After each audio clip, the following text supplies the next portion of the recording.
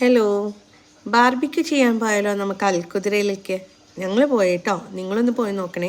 Barbecue മാത്രമല്ല, നമ്മളവിടെ നൈറ്റിൽ ടെൻ്റ് എല്ലാം അടിച്ച് സ്റ്റേ ചെയ്തു.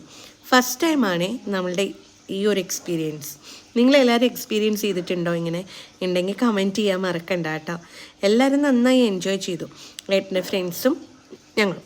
അപ്പോൾ കൊളീഗ്സ് ആയിരുന്നു അവർ 3 പേരും അവരുടെ ഫാമിലി ഉണ്ടായിരുന്നു, നമ്മളും കുട്ടികളെല്ലാവരും ഉണ്ടായിരുന്നു. കുട്ടികളെല്ലാവരും നന്നായി എൻജോയ് ചെയ്തു കേട്ടോ.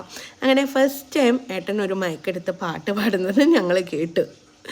നന്നായിട്ടുണ്ടായിരുന്നു, നല്ല നൈറ്റായിരുന്നു. എല്ലാവരും നന്നായി എൻജോയ് ചെയ്തു. അത്യാവശ്യം നല്ല തണുപ്പൊക്കെ ഉള്ള സമയമായതുകൊണ്ട് കുറച്ച് തണുപ്പിൻ്റേതായ ബുദ്ധിമുട്ടുകൾ കുട്ടികൾക്ക് ഉണ്ടായിരുന്നു. അത് കഴിഞ്ഞ് അടുത്ത ദിവസം രാവിലെ ആയപ്പോൾ ലേക്കിൽ നിറയെ ഡിഫറെൻറ്റ് വെറൈറ്റീസ് ഓഫ് ബേർഡ്സ് ആയിരുന്നു കേട്ടോ.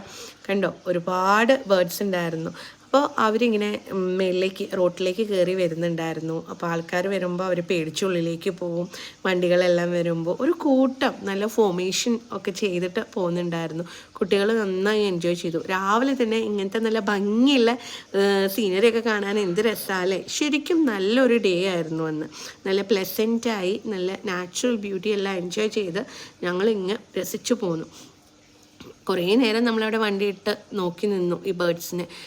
അവരുടെ ഒരു യൂണിറ്റിയും അവരുടെ ആ ഒരു ഫോർമേഷനൊക്കെ കാണാൻ നന്നായിട്ടുണ്ടായിരുന്നു, നല്ല ഭംഗിയായിട്ടുണ്ടായിരുന്നു.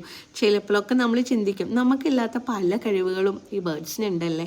അവരുടെ ആ ഒരു സ്നേഹം, അവരുടെ യൂണിഫോമിറ്റി ഒക്കെ കാണുമ്പോൾ നമ്മൾക്കും അതുപോലെയൊക്കെ ആയാൽ നല്ലതാണ്, കൊതിച്ചു പോകുമല്ലേ. അങ്ങനെ ഞാൻ ഉണ്ണികളും അവിടെ നിന്ന് എൻജോയ് ചെയ്തു. ഏട്ടനും ഉണ്ട് കേട്ടോ. ഏട്ടൻ വണ്ടിയിൽ ഇരിക്കുകയായിരുന്നു. നല്ല കാറ്റായിരുന്നു, നല്ല പൊടിക്കാറ്റായിരുന്നു. ശരിക്കും പൊടിയിലെല്ലാം ഞങ്ങൾ കുളിച്ചു പോന്നു.